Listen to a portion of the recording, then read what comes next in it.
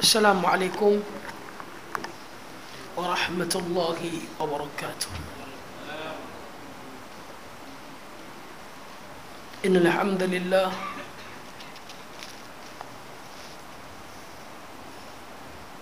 nahmaduhu wa nasta'inuhu wa nastaghfiruh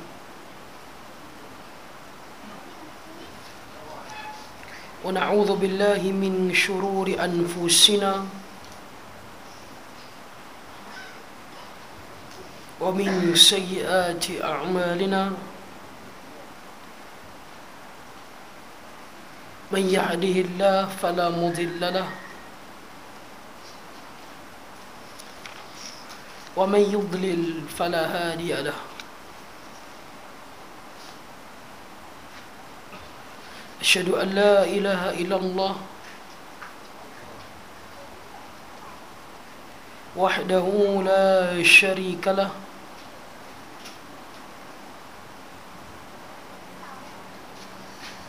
wa asyhadu anna Muhammadan abduhu wa rasuluh.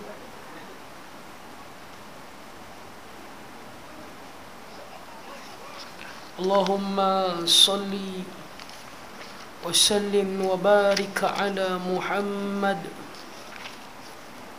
wa ala alihi wa ashabihi wa man istanna bisunnatihi ila yaumiddin, amma ba'du. Ya ayyuhan nasu ittaqu rabbakumul ladzi khalaqakum min nafsin wahidah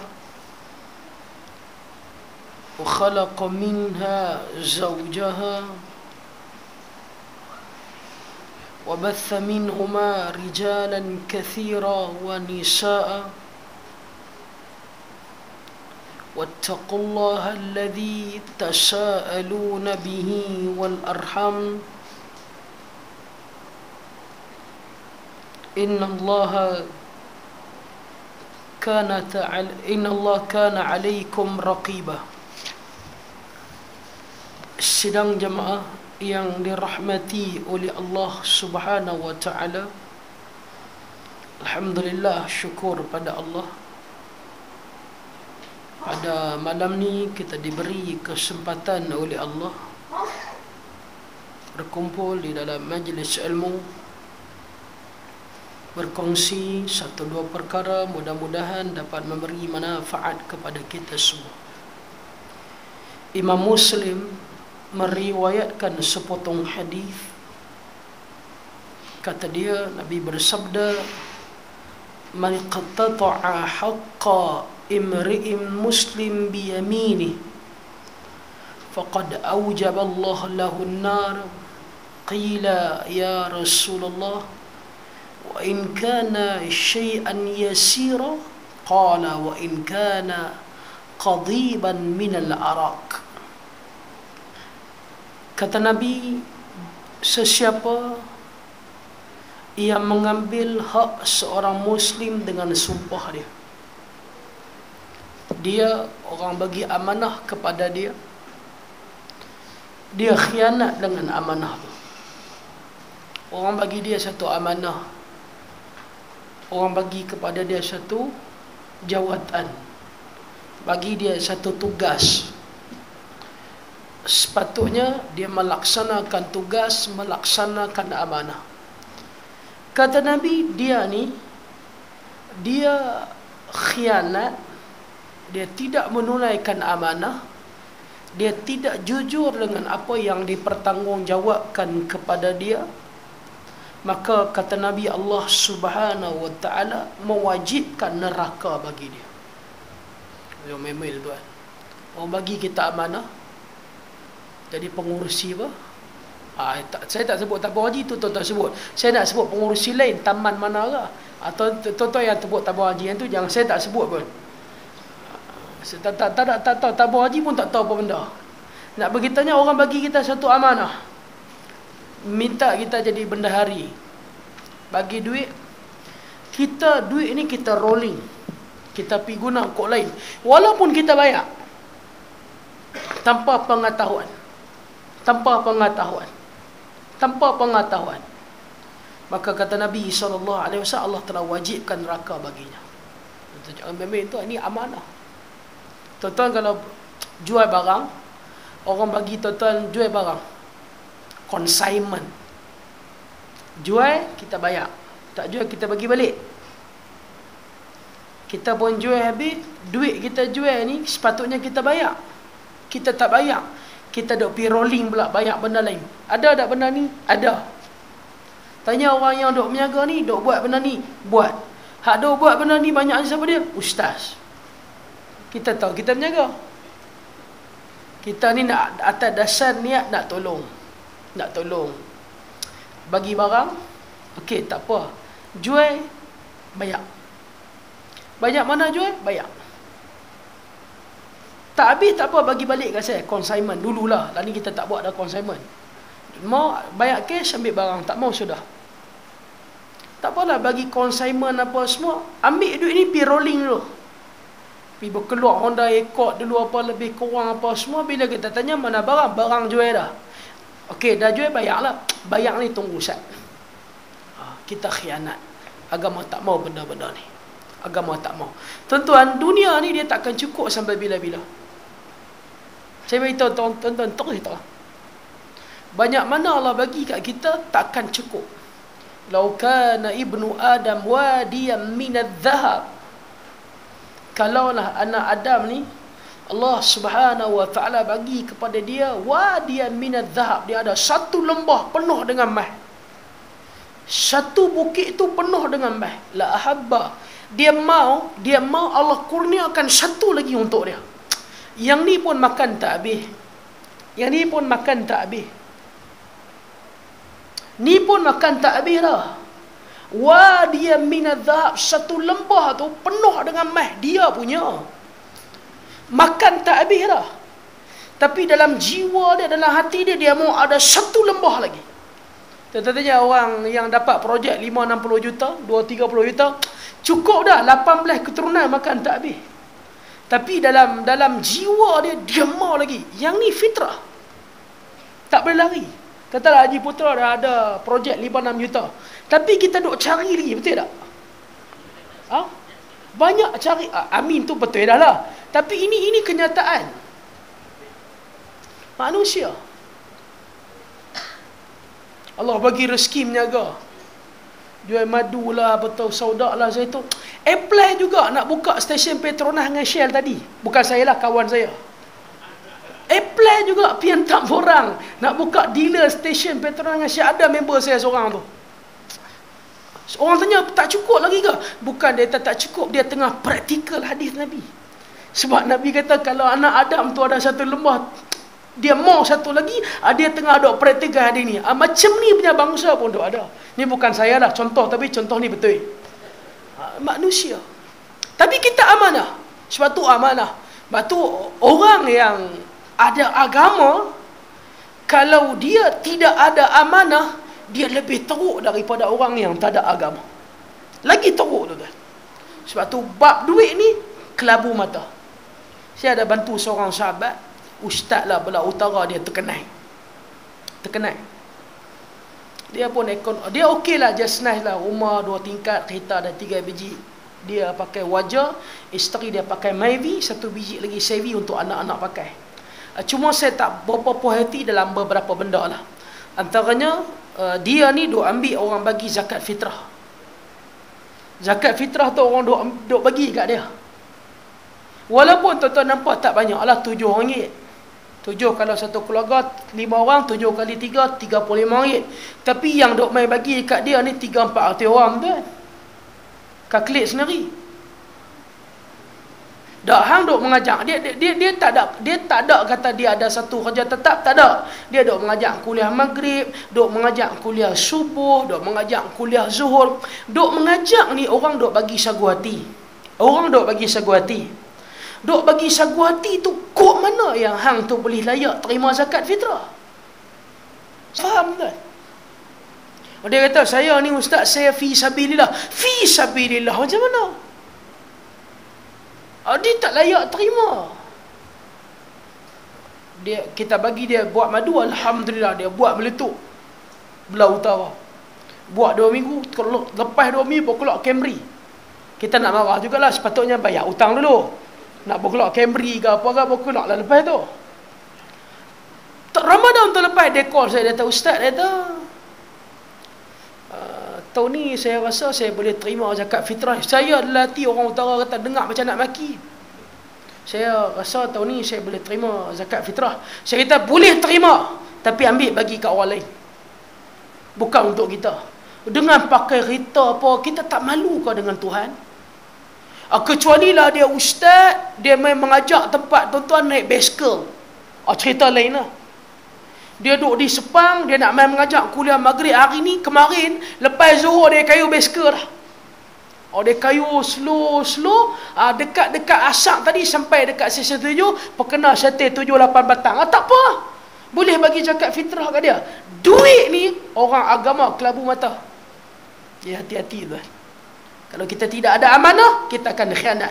Tuan-tuan duk fikir depa lah, saya tak tahu betul. Tak betul depa lah. Beli tanah kat mana agak lebih kurang apa. Depa tu tuan-tuan, hak Allah bagi depa ni multi-billionaire. Nah, kita yang ada duit banyak mana ni, tak banyak mana pun tak amanah tuan. Tak amanah. Tak amanah tuan. Tak ada duit tak apa, ada duit tak apa. Tak amanah. Jadi amanah ni kita kena minta dengan Allah. La imana liman la amata lahu. Kata Nabi, tak ada iman orang yang tidak amanah dalam diri dia. Tak ada iman. Sebab tu bila dia melakukan pengkhianatan, dia buat satu pengkhianatan, Allah cabut iman daripada dia. Masa tu dia tak ada iman. Sebab tu kata Nabi SAW, mana-mana orang pergi ambil hak orang lain, orang bagi dia satu amanah, suruh jaga duit ni dan sebagainya, orang duk simpan di sini dan sebagainya, dia tak amanah. Kata Nabi SAW, maka neraka lah yang paling layak untuk dia. Kemudian ditanya kepada Nabi SAW, wahai Rasulullah, walaupun pengkhianatan yang dia buat tu sikit je, tak banyak pun Pak Nasar, sikit je, sikit je. Kata Nabi SAW, wa in kana qadiban minad arak. Kata Nabi, walaupun dia khianat tu besar mana? Sebesar kayu arak. Kayu arak ni kayu sugi. Kayu sugi yang kalau buang pun orang tak tahu. Kalau hilang dalam poket kita pun tak kisah, kita beli lain. Tak ada nilai. Tak ada nilai pun kalau dia khianat. Maka kata Nabi SAW, maka neraka dah yang paling layak untuk dia. Tuan-tuan, dengan saya kita ada amanah. Jagalah amanah kita baik-baik. Kalau kita duduk di surau, kita ada amanah kita. Setiausaha, bendahari apa lebih kurang. Kalau dengan ahli keluarga kita, saya ada keluarga, tuan-tuan ada keluarga, mereka pun amanah kita. Jaga mereka baik-baik. Jaga mereka baik-baik. Wallahu'alam. Baik, tuan-tuan nak tanya, boleh tanya. Kalau tak, kita akan sambung yang seterusnya, insya-Allah.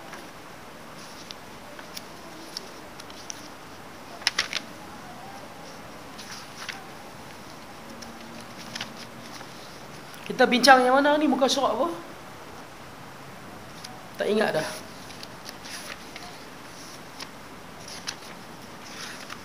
Bukan yang tu, yang ni. Kita tak habis lagi bab semayang jenazah, bab jenazah ni. Hari tu kita bincang bab tanda-tanda mati baik kan? Bukan Haji Putra tanda ke tu? Yalah, masa tu tak main, yang lepas tu kita bincang apa tak ingat dah.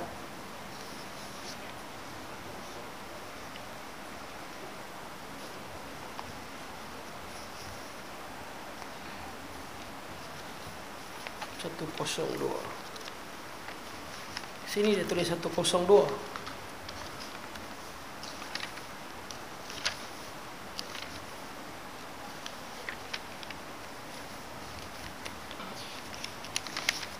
102. Okey.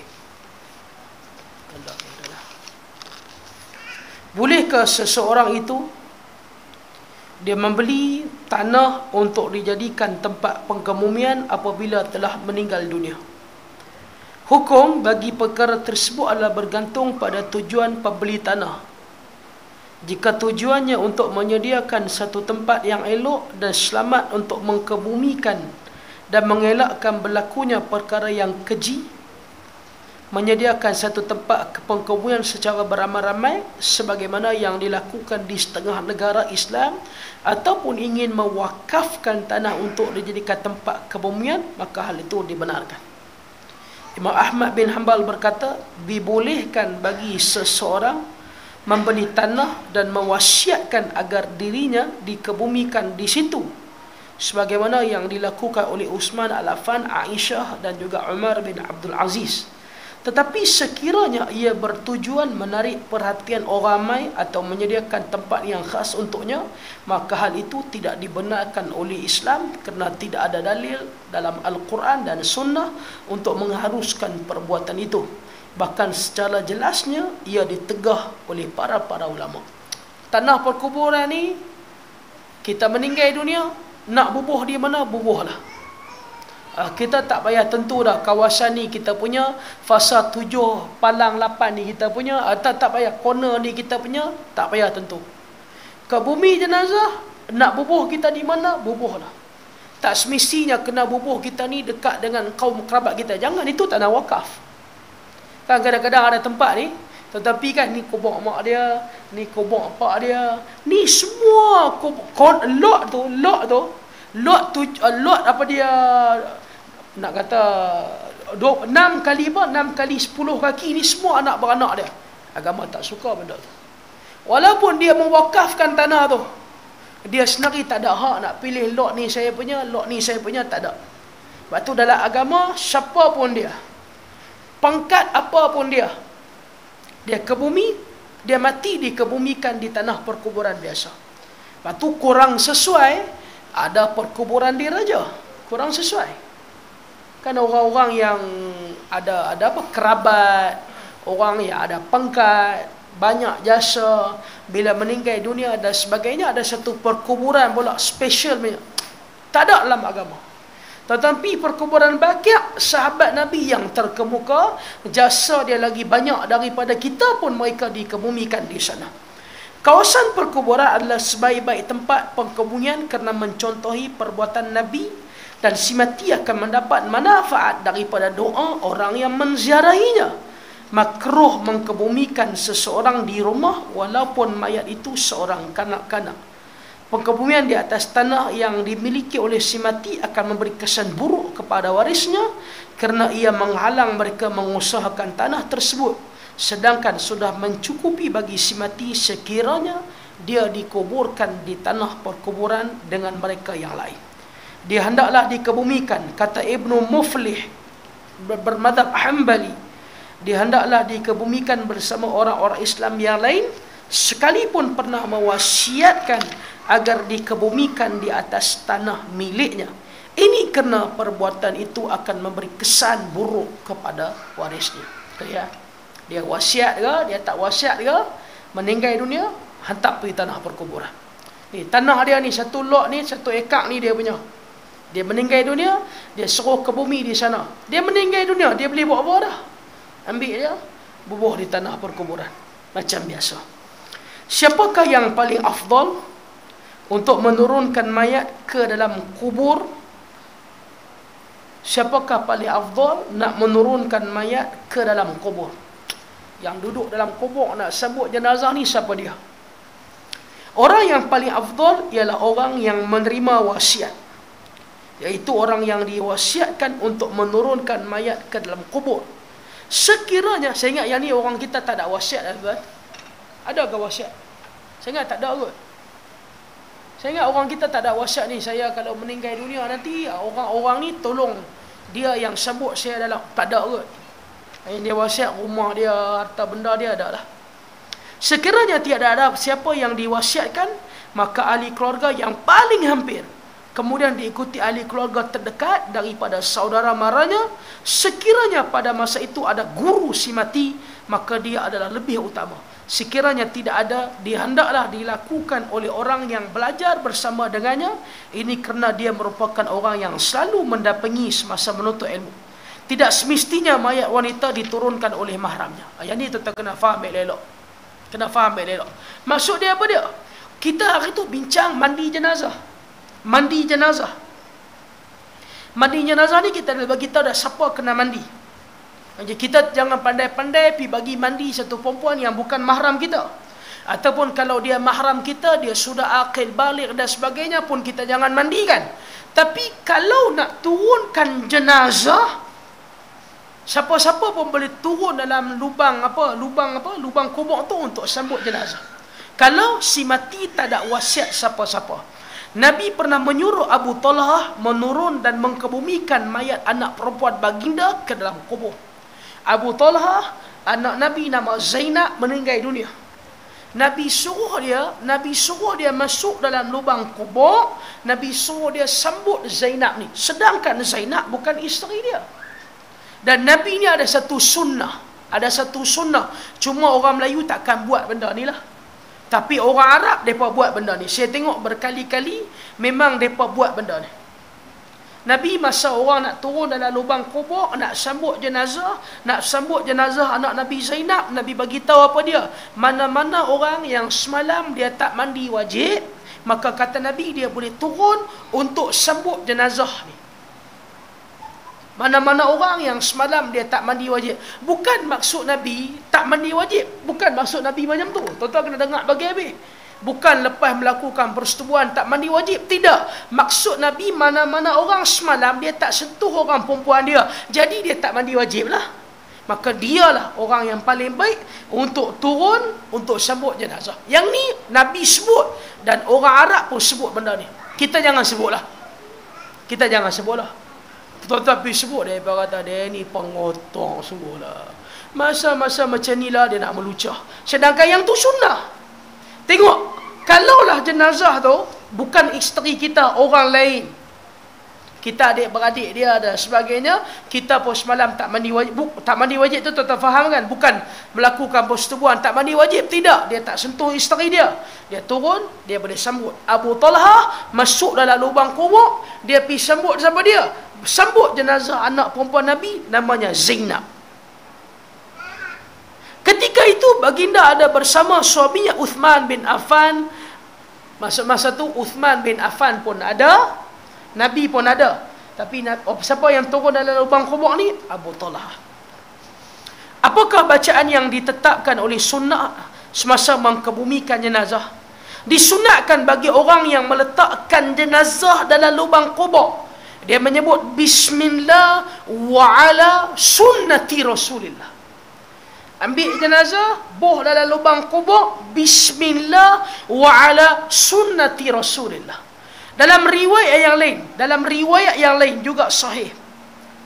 Nabi SAW bila ambil jenazah boh dalam lubang kubur, Nabi kata Bismillah wa ala millati Rasulillah sallallahu alaihi wasallam. Yang ni dua doa saya. Yang lain jangan baca. Bismillah wa ala sunnati Rasulillah.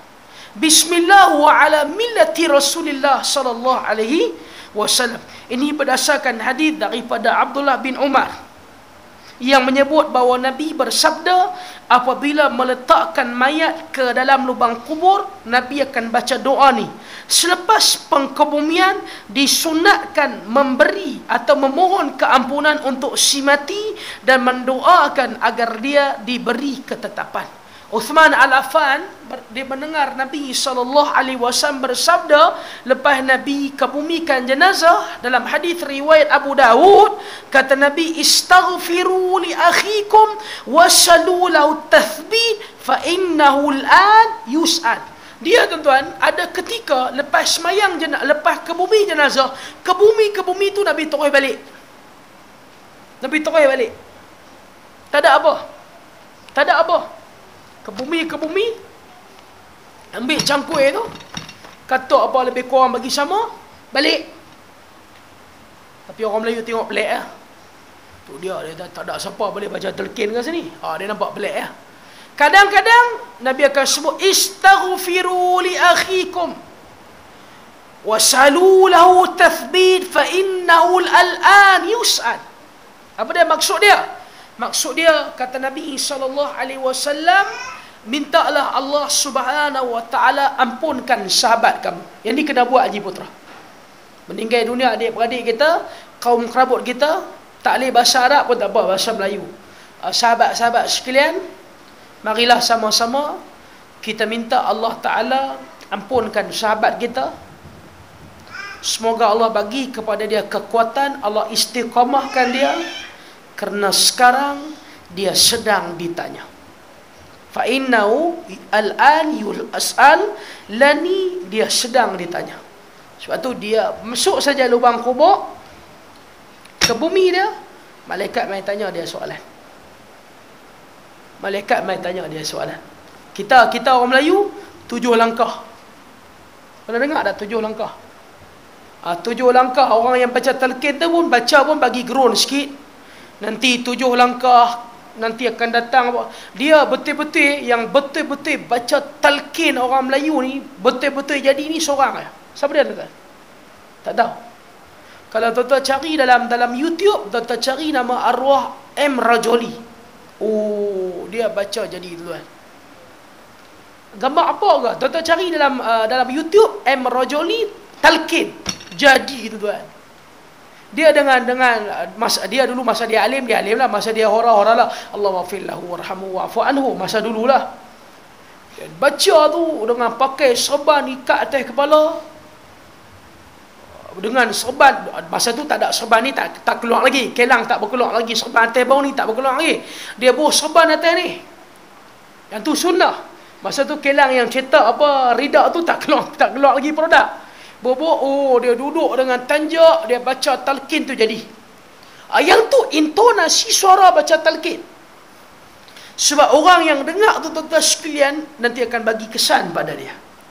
Ada dua, sama ada terus balik ataupun istaghfiru li akhikum wasalu lahu tathbit fa innahu al-an tus'al. Mintalah kepada Allah, Allah ampunkan dia. Semoga dia tathbit, dia istiqamah, kerana sekarang dia sedang disoal.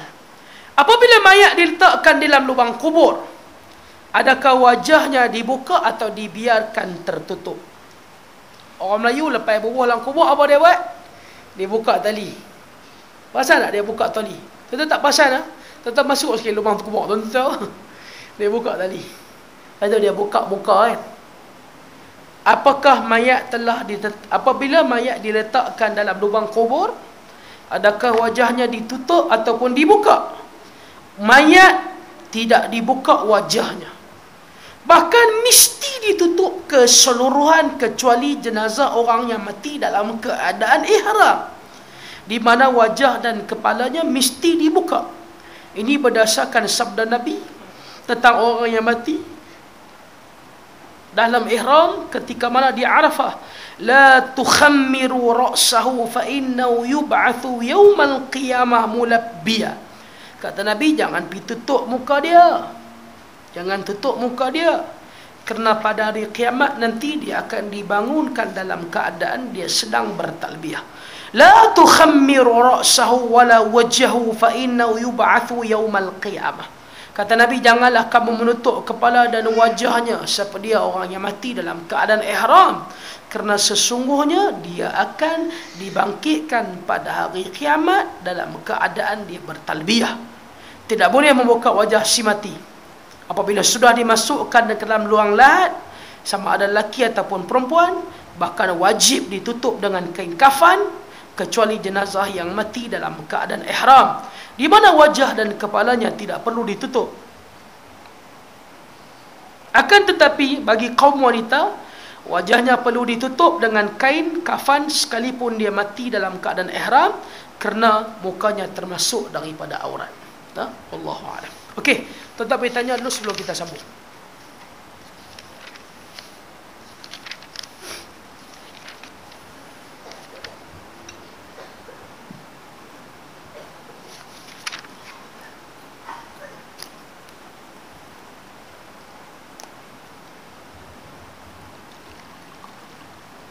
Soalan?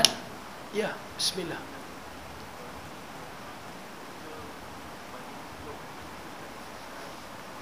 Tak dengar aja li suara.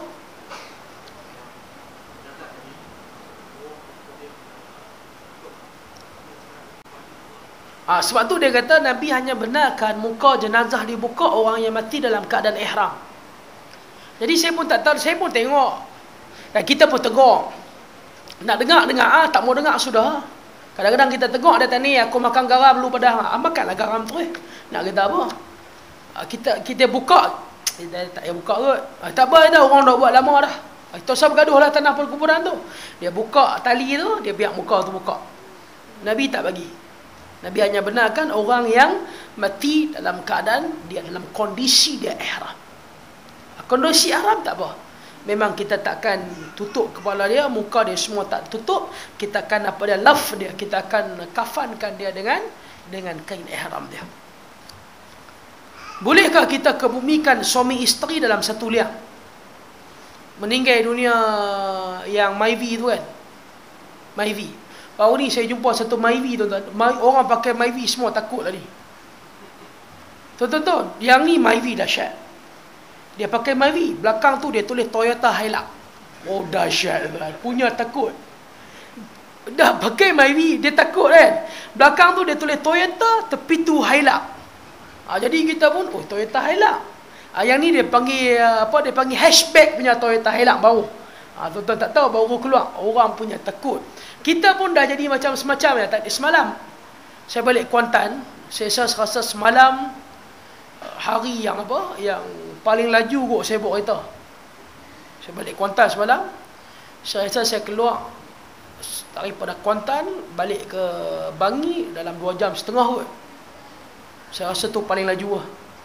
1718 paling laju. Tiba-tiba Myvi tu potong. Kita tengok Myvi tu terus nak marah dah. Dia memang dia dah psycho dah. Terus kita bagi horn, nampak tak? Kawan pun terkejut, pergi terus. Dia buka tingkap, kita pun buka tingkap, dia angkat tangan, kita pun angkat tangan balik, nampak tak? Dia psycho lah. Dia nampak Myvi nak geram. Nampak Myvi nak marah. Lepas tu staff saya ada seorang pakai Myvi, saya tanya boleh tak bawa belakang tu Honda Stream supaya kita tak marah tu. Tak, ni orang kena nila setitik, rosak apa dia? Susu satu belanga. Baik, boleh tak boleh? Meninggal dunia accident. Macam yang berlaku baru ni kan, suami isteri dengan baby umur berapa bulan? 6 bulan ke 7 bulan tu. Boleh tak boleh kita pergi bubuh depa satu liang? Kalau boleh sebab apa? Kalau keadaan biasa tak darurat boleh tak? Orang yang yang nak gali kubur ni pun kena slip disc. Dia kata saya ni nak gali banyak tak boleh lah. Kita pakai sekali tu ya. Saya bagi besar sikit, kita boh 2 sekali. Boleh tak boleh? Dia kena slip disc ni, boleh tak boleh? Kita tengok dia. Menurut kebanyakan fuqaha daripada mazhab Syafi'i dan Hanbali, mengkebumikan jenazah lebih daripada seorang dalam satu kubur adalah tidak dibenarkan, melainkan dalam keadaan darurat, seperti ramainya jumlah orang mati akibat dibunuh, terkena wabak penyakit, kebakaran atau lemas. Apa dia sebut apa dia tadi? Ramai orang yang terbunuh, mati dibunuh di Syria. Sekali kalau tentera Bashar Assad laknatullah ni, kalau dia tembak tu sekalian rakyat ni kadang-kadang sampai 5-60 orang mati.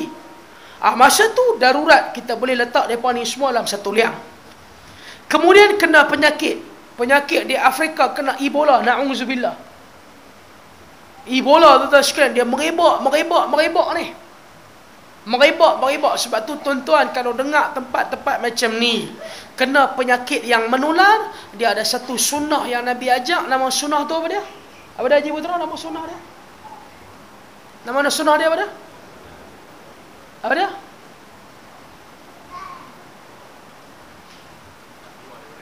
Yalah, apa dia nama dia? Itu bukan nama dia, itu tanpa apa dah. Nama dia kuarantin. Kuarantin ni Nabi ajak. Tuan-tuan balik tengok hadis apa dia? Haji Putra mesti ingat. Salah, tak balik. Abu Ubaidah tu betul. Masa tu dia jadi gubernur di Syam. Apa nama Abu Ubaidah tu? Abu Ubaidah tu apa dia nama dia? Nama penuh dia? Oh. Apa dia? Tak ingat. Abu Ubaidah Al-Jarrah. Bila Umar Al-Khattab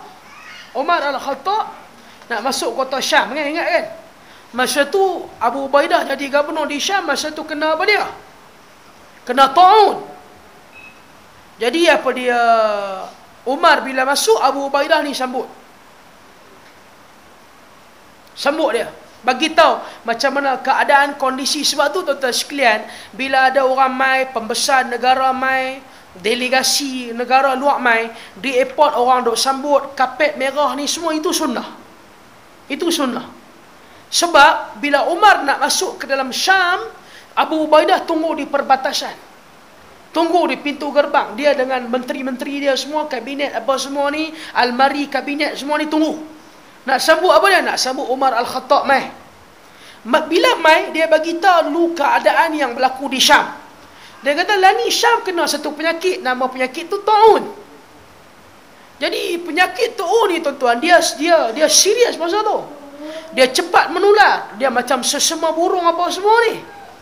Jadi Abu Ubaidah ni, Abu Ubaidah bagi keterangan, Umar mai dengan senior.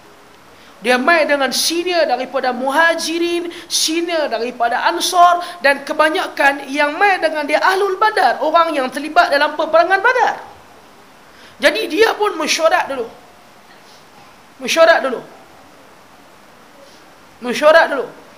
Bila mesyuarat apa semua, ada yang kata alang-alang menyeluk perkasan biar sampai ke Penggalangan. Mereka tak kata macam tu lah, tapi lebih kurang macam tu lah. Kita dah mai jalan jauh, takkan kita nak balik masuk biar. Ada yang kata Umar kena ingat yang mai ni semua senior. Yang mai ni semua ahli majlis fatwa.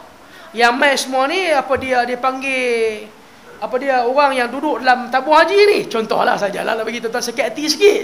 Yang mai ni semua ahli lembaga pengarah semua, dengan pengurusi semua mai sekali. Sajalah sebut sikit. Jadi Umar ambil keputusan, tak apa, kita jangan masuk, kita balik. Abu Ubaidah Al-Jarrah dengar itu, dia kata, ya Umar, afarartu min qadrillah. Umar, hang ni nak lari daripada ketentuan Allah ke? Kata Umar, farartu min qadrillah ila qadrillah. Aku lari daripada ketentuan Allah ke ketentuan Allah. Maksud dia, Allah tak tentu lagi aku masuk dalam Syam, Allah tentukan aku balik. Jadi mereka ambil keputusan bermalam sehari. Ada satu kumpulan lambat sampai. Yang ni sunnah. Nabi SAW kalau keluar musafir, belakang nanti ada. Mereka ni nanti keluar lambat sikit. Kok ada barang tertinggal ke, barang tercicir apa ke, mereka nanti ambil. Sebab tu kalau tuan-tuan tengok kisah Al-Ifk, kisah Aisyah radhiyallahu ta'ala anha, kenapa? Kena tuduh apa? Apa tu? Tu macam duk tangkap gambar. Kena tuduh dalam satu kes yang ambil dia ni, kawan ni kejar dia tu. Main lambat sikit, tengok apa tertinggal apa lebih kurang. Jadi siapa yang main ni? Bukan cara orang. Abdul Rahman bin Auf. Abdul Rahman bin Auf tanya, awak ni macam mana apa semua? Dia pun cerita, dia kata, aku ada dengar sepotong hadis. Nak bagi taunya, tuan-tuan boleh bayang, kalaulah Umar Al-Khattab, sahabat terkemuka, mereka yang terlibat dalam peperangan Badar, senior daripada Muhajirin, veteran daripada Ansar pun ada, mereka pun tak tahu hadis tu. Kita ni ingat kita tahu semua ke? Tak, kita ingat kita tahu semua ke? Sebab tu tuan-tuan dalam Facebook jangan duk jadi macam ahli majlis fatwa sangat. Biasa-biasa saja. Ramai kawan-kawan saya di Pening dalam Facebook, mereka lah ahli majlis fatwa. Saya berpendapat. Ni sambil duk balai rokok ni, duk balai Facebook, saya berpendapat. Kata Abdul Rahman bin Auf, aku dengar daripada Nabi SAW, idza sekiranya tempat tu waqa'a fil bala, tempat tu kena satu penyakit yang menular, mereka yang berada dalam jangan keluar, mereka yang berada di luar jangan masuk. Umar dengar, fahamidallah, dia panjatkan pujian kepada Allah Subhanahu wa taala. Jadi kalau kena penyakit merebak ni, mati sekali, berlambak-lambak mati, darurat, okey, kita boleh letak mereka ni dalam satu liang. Ataupun dia kata berlakunya kebakaran kebakaran, satu bangunan tu terbakar semua. Tak boleh nak apa? Tak boleh nak lari dah. Terbakar satu bangunan tu, mati sampai 5-60 orang. Macam baru ni yang berlaku di Rusia, yang budak Malaysia meninggal tu kan. Itu pun terbakar juga, terperangkap juga. Oh, tapi tu tengok Thailand punya airline dahsyat. Thailand ni antara airline terbaik di dunia. Kalau dia buat airline menyentuh hati, orang teriak semua. Dia buat airline bagus baru ni. Ada orang nak bunuh diri. Bila dia nak terjun daripada tingkat 13 tu, bawah tu orang bubuh apa tu? Bubuh apa tu? Macam orang nak, macam bomba tu kan, dia panggil apa? Bukan pelampung lah. Pelampung lebih kurang macam pelampung lah. Jadi bila dia terjun ni, dia sangkut tingkat 3. Tuan-tuan tengok airline tu kan? Dia sangkut tingkat 3. Dia hanya kasut saja jatuh bawah. Rupanya ada orang pergi sambut dia dengan vacuum. Dia nak airline vacuum dia ni power di Thailand ni. Vacuum jenama Alba ni power. Takat sampah ni apa sangat ni, sampai kan orang terjun bangunan pun dia boleh tangkap. Thailand ni memang betul-betul 3 suku airline dia tuan. Mati terperangkap dalam bangunan, kebakaran. 5-60 orang sekali, kita boleh tanam sekaligus, tak ada masalah. Ataupun lemah. Berenang-berenang 7-8 orang mati sekaligus. Dalam kes sebegini, harus mengkebumikan 2 atau 3 dalam satu liang. Tidak boleh mengkebumikan mayat lelaki bersama wanita kecuali dalam keadaan terpaksa. Sekiranya terpaksa, maka hendaklah diletakkan pengadang antara kedua-duanya dengan tanah. Dalil yang menunjukkan tentang perkara ini adalah hadis dalam riwayat Imam Bukhari daripada Jabir bin Abdullah, kana Nabi sallallahu alaihi wasallam yajma'u baina ar-rajulain min qatl Uhud fi thawb wahid thumma yaqul ayyum akthar akhdhan lil-Quran fa idza ushira lahu ila hadhi ma qaddamu fi al-lahdi wa qala ana shahid ala haula'i yawm al-qiyamah wa ara binafnihim fi dima'ihim wa lam yaghassalu wa lam yusalla alaihim. Ketika mana berlakunya peperangan Uhud, Nabi meletakkan mayat 2 orang lelaki yang mati syahid di dalam satu kain semasa peperangan. Yang paling banyak tentang Al-Quran. Apabila ditunjukkan ke arah salah seorang daripada mereka, baginda meletakkan terlebih dahulu ke dalam liang lahat. Dalam ramai-ramai mati ni, Nabi nak letak semua dalam liang lahat. Kata Nabi, mana yang paling banyak hafal Quran? Maksudnya mana yang alim, dia ni Islamik, dia hafal Quran, buat turun dia dulu. Kemudian buat turun seterusnya, dikebumikan mereka ni semua. Dalam keadaan tak dimandikan, dalam keadaan tak dikafankan. Sebab apa? Sebab mereka mati syahid. Maka kata Nabi SAW, aku akan jadi saksi depan Allah Ta'ala bila mereka dibangkitkan pada hari kiamat. Syakawna ila Rasulullah sallallahu alaihi wasallam yawma Uhudin. Faqulna ya Rasulullah al-hafru alaina likulli insan syadid. Faqala Rasulullah ihfiru wa'amiqu wa ahsinu wa dafinu al-ithnain wa thalatha fi qabri wahid. Qalu faman tuqaddimu ya Rasulullah? Qala qaddamu aktharahum Qur'anan. Qala fakana abi thalathatin fi qabri wahid. Ketika mana berlakunya peperangan Uhud, sahabat letih lah. Barang letih tak larat. Sahabat kata, wahai Rasulullah ni nak gali seorang-seorang kubur ni letih naya kami.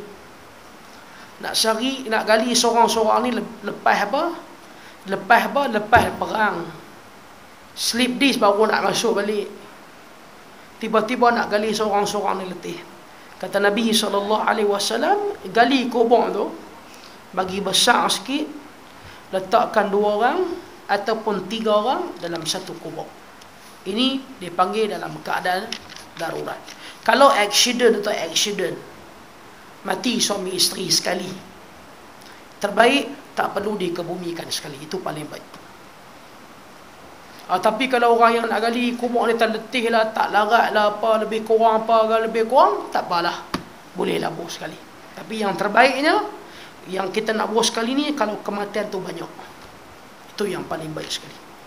Lalu baginda bersabda, galilah lubang, dalamkan, perelokkan keadaannya, dan kebumikanlah 2 atau 3 orang dalam satu liang. Para sahabat bertanya, siapakah yang mesti kami dahulukan wahai Rasulullah? Baginda bersabda, dahulukan orang yang paling banyak mengetahui mengenai Quran. Maka sahabat Bani Hisham kata, bapa aku diletakkan di tempat ketiga daripada 3 orang yang telah dimasukkan ke dalam satu kubur. Bapa dia pun salah satu yang terkorban mati syahid pun dimasukkan dalam kubur. Dalam lubang kubur tu ada 3 orang. 3 orang ke bumi, 3 orang ke bumi, 3 orang ke bumi. Dia mengikut keperluan, mengikut kesesuaian. Wallahu a'lam. Kalau berlambak-lambak mati sampai 5-60 orang, kita gali satu kubur besar, boleh muat semua, buat lah. Tak ada isu apa pun. Imam Nawawi berkata tidak boleh mengkebumikan 2 orang lelaki atau 2 orang perempuan dalam satu liang tanpa sebarang darurat. Itulah yang ditegaskan oleh Imam Syarkhasi. Beliau mengatakan bahawa perkara itu tidak dibenarkan. Menurut kebanyakan ulama, tidak boleh mengkebumikan 2 orang sekaligus dalam satu liang seperti yang telah ditegaskan sebelumnya. Menurut sekumpulan ulama, sunat tidak mengkebumikan 2 jenazah dalam satu liang jika keadaan memaksa disebabkan ramai orang yang mati dibunuh atau kena wabak, ditimpa runtuhan, lemas dan sebagainya, maka ia diharuskan. Jadi tuan-tuan jangan ingat meninggal suami isteri sunnah satu liang. Tidak. Mati sekali. Adakah sunnah? Tidak. Separatekan mereka. Kecuali yang meninggal dunia tu satu bas accident, 30 orang.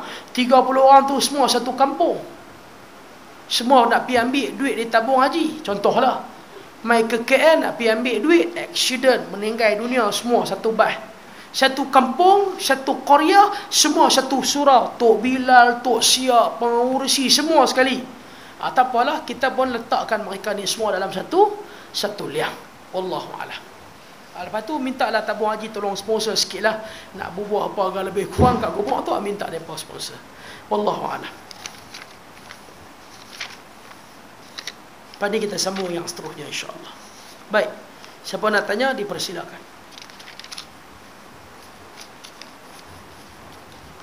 Bismillah.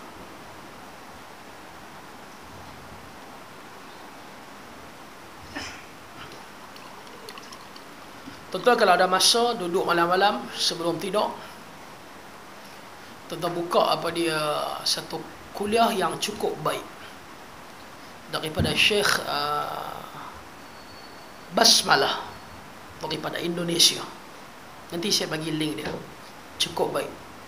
Dia doktor lepasan daripada Universiti Madinah. Dia kerap kuliah dia bab kekeluargaan. Bila tuan-tuan dengar kuliah kekeluargaan, kita rasa betapa kerdilnya kita, kerana banyak sunnah Nabi yang kita tak buat pada isteri kita. Kita dengar, kita boleh teriak, Allah, aku ni dengan anak aku ni, banyak aku pegang telefon daripada aku layan anak aku. Tuan-tuan dengar. Antara kuliah yang baik, tajuk dia Andai Bahtera Ku Karang. Cari nak dengar lah. Tak lama tu, 2 jam lah.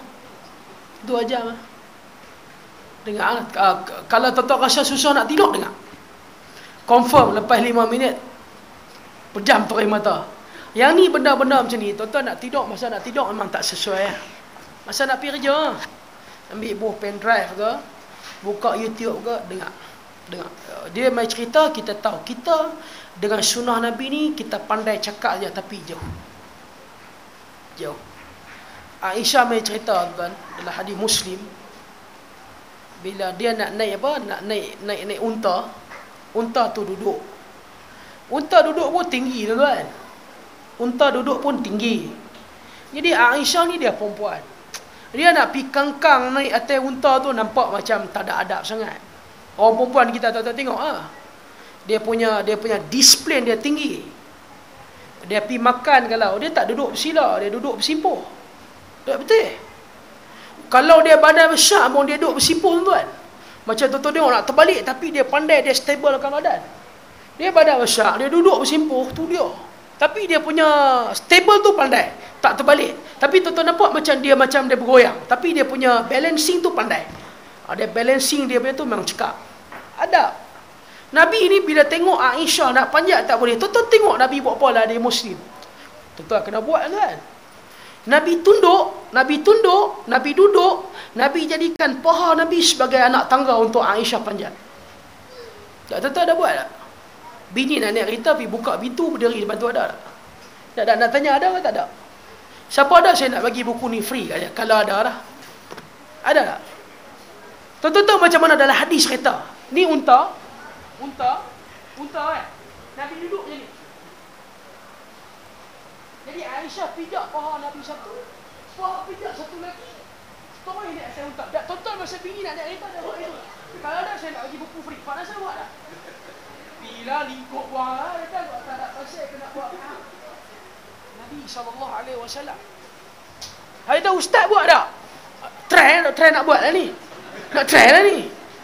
Tapi takut orang tangkap masuk YouTube. Dia nak naik motor lah. Tok Syah kata apa? Naik motor lah. Naik motor ada buat itu tak? Tak apalah. Bagi pakai helmet ada tak? Dulu masa kahwin ada lah. Lah ni tak ada. Lah ni yang nak ikat tali ke? Yang tak ikat tali yang punya pasal lah. Nampak tak? Dulu ada tolong bagi pakai helmet. Boh tali pun bagi ketat sikit. Nak turun nampak tak? Pun tolong buka. Lah ni ada tak?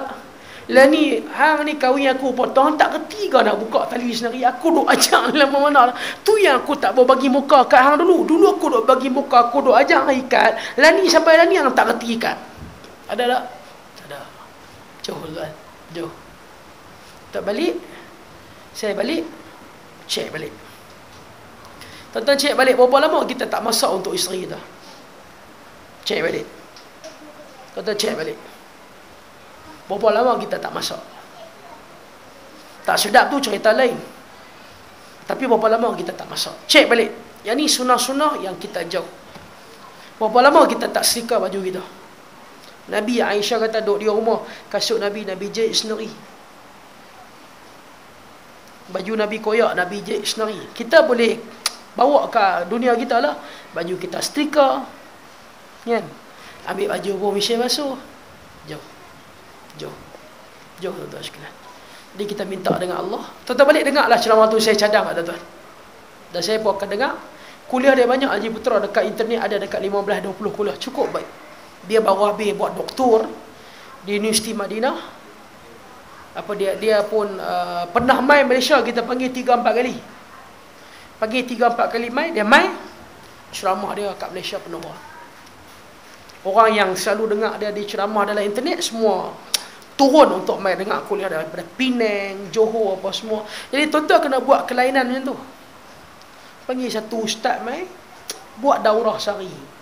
Buat daurah hari Sabtu Ahad, buat kuliah subuh, buat kuliah maghrib, kuliah subuh, kuliah maghrib, 4 hari 4 slot bagi kat dia. Cari seorang yang berkaliber.